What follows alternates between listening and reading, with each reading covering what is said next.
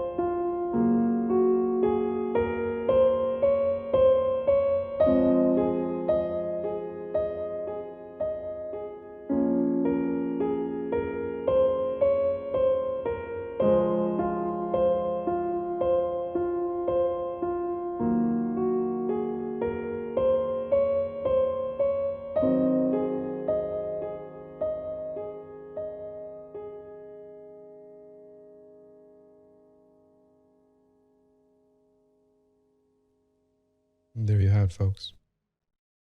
And those of you who don't like that ending, you can just add.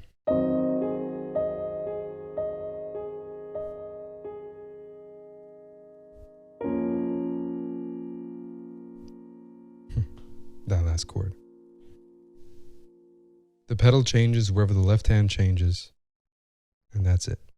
All right, thanks for watching, and I'll see you in the next one.